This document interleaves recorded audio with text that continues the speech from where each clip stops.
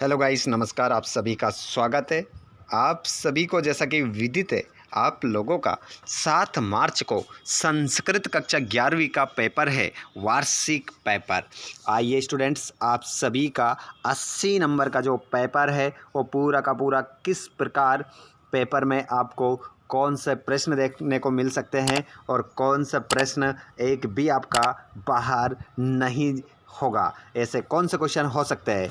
तो हम कक्षा 11वीं विषय संस्कृत 80 नंबर का पेपर किस प्रकार हम वार्षिक पेपर में छाप के आ सकते हैं, उसके लिए ये वीडियो आप लोगों के लिए खास बनाया जा रहा है। 2024 वार्षिक पेपर कितने मार्च? 7 मार्च, संस्कृत का पेपर। आइए स्टूडेंट्स, तो बिना देर किए हम स्टार्ट करते हैं पहले प्रश्न से। सभी क्वेश्चनों को हम ध्यानपूर्वक देखेंगे और अपने हाथ में कॉपी और पेन उठाएंगे और इन प्रश्नों को नोट करेंगे। सभी आंसर सहित आपको बताए जाएंगे।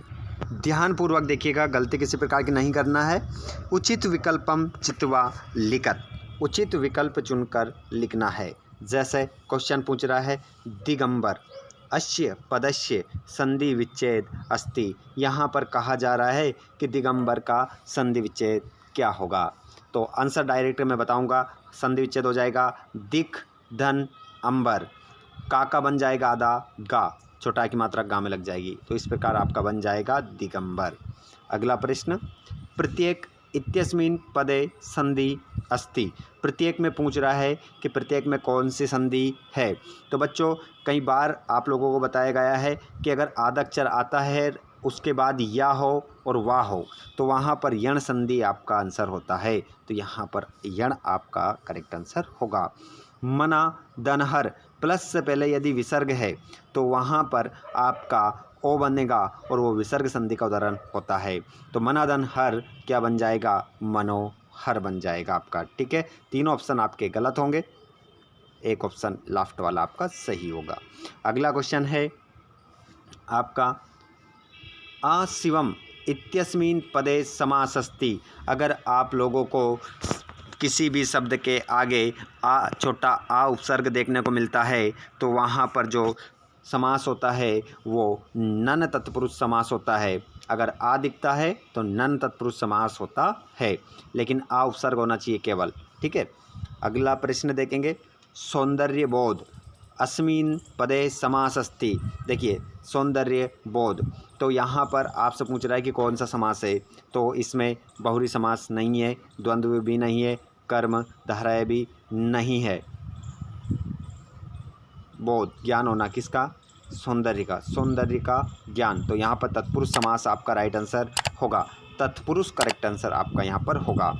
अगला प्रश्न आप देखेंगे महाराज इत्यस्य समास विग्रह अस्ति। महाराज का क्या करना है? समास विग्रह करना है। तो इसका समास विग्रह हो जाएगा महान चासो राजा। महान चासो राजा करेक्ट आंसर आपका होगा। चलिए स्टूडेंट्स, जो बच्चे क्लास में जुड़ते जा रहा है, आप सभी से रिक्वेस्ट है कि आप लोग अपने दोस्तों को भी शेयर करें और जिन बच्चों ने चैनल को सब्सक्राइब नहीं करा है, आगे भी इसी प्रकार आपको अपडेट मिलती रहे तो चैनल को सब्सक्राइब जरूर करिएगा। जैसे प्रतिदिन इत्यस्य समास विग्रह अस्ति, प्रतिदिनम इत्यस्य समास विग्रह अस्ति। तो यहाँ पर पूछ रहा है कि इसमें कौन सा इसका समास विग्रह क्या होगा। तो प्रतिदिन का समास विग्रह जो होगा बच्चों वो हो जाएगा दिनम। दिनम आपका राइट आंसर हो जाएगा।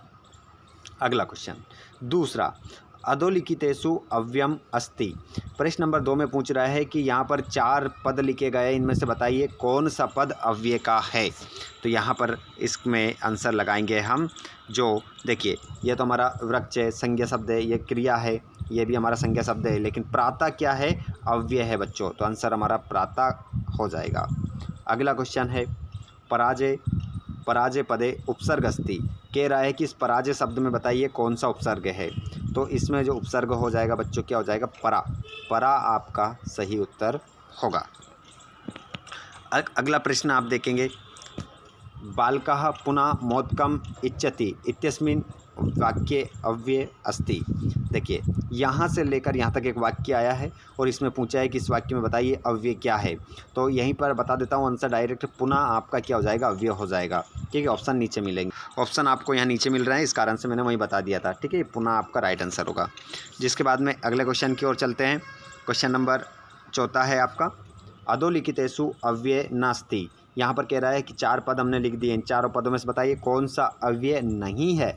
देखिए ये तो अव्यय है, ये भी है, ये भी है, लेकिन पत्रम आपका अव्यय नहीं होगा, तो आंसर आपका पत्रम हो जाएगा। अगला क्वेश्चन है तीसरा, भविष्यति इत्यत्र लकार अस्ति। तो भविष्यति इत्यत्र लकार अस्ति, भविष्यति में बच्चों आपको क्या बताना है, लकार बताना है। तो यहाँ पर भविष्यति, जहाँ पर इष्यति आ जाता है वहाँ पर तो लिरिट लकार होता है, मतलब भविष्य काल होता है, तो लिरिट लकार आपका आंसर होगा। अगला क्वेश्चन, जानासि अस्मिन् पदे पुरुष अस्ति। तो जानासि में पुरुष पूछा है, पुरुष 3 प्रकार के होते हैं, उत्तम, प्रथम, मध्यम, 3 प्रकार के होते हैं, इनमें से आपका इसमें कौन सा पुरुष है। तो यहाँ पर आपका जो आंसर होगा वो हो जाएगा मध्यम पुरुष। चलिए आगे बढ़ते हैं अगले प्रश्न की ओर। ददति, ददति इत्यत्र वचनमस्ति।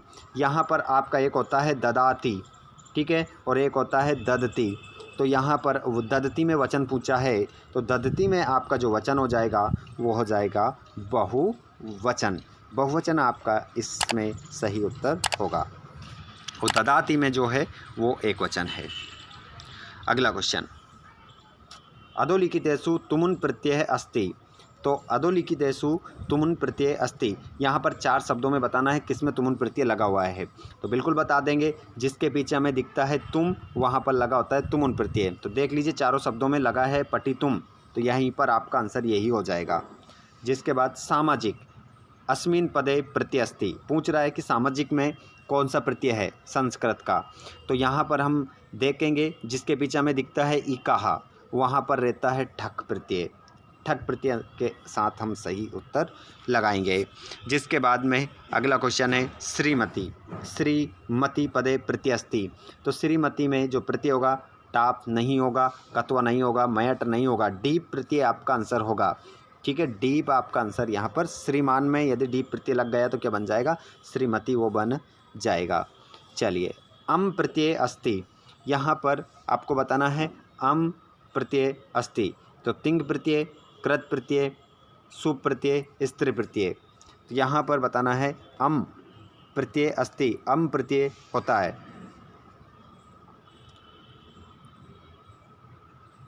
तो यहाँ पर आपका आंसर हो जाएगा, हम जाएंगे यहाँ पर, इसको लगाएंगे हम सुप प्रत्यय के साथ। अगला क्वेश्चन यहाँ पर पूछ रहा है सलीलम का पर्याय शब्द बताइए। सभी का जवाब आना चाहिए, बताइए इसका आंसर क्या होगा सभी स्टूडेंट्स। सलीलम का जलम होगा, कुलम होगा, अलम होगा या वायु होगा। बिल्कुल, सलीलम का मतलब होता है पर्यायवाची जलम, पानी। ठीक है, तो जलम आपका आंसर हो जाएगा। सज्जन का विलोम बताना है, तो सज्जन का विलोम की बात करेंगे तो दुर्जन आपका उत्तर हो जाएगा। और वहिनी इत्यस्य पर्याय शब्दा नास्ति, वहिनी शब्द का पर्यायवाची, वहिनी शब्द का पर्याय शब्द नहीं है। देखिए यहाँ पर वहिनी के सभी होंगे, अनल आग को कहते हैं, अग्नि भी आग को कहते हैं, हुताशन भी आग को कहते हैं, लेकिन तरु पेड़ को कहते हैं। तो आपका आंसर पेड़ के साथ चले जाएंगे, मतलब तरु के साथ चले जाएंगे। यहाँ पर यही तो पूछा है, नहीं है। आगे बढ़ेंगे अगले प्रश्न की ओर।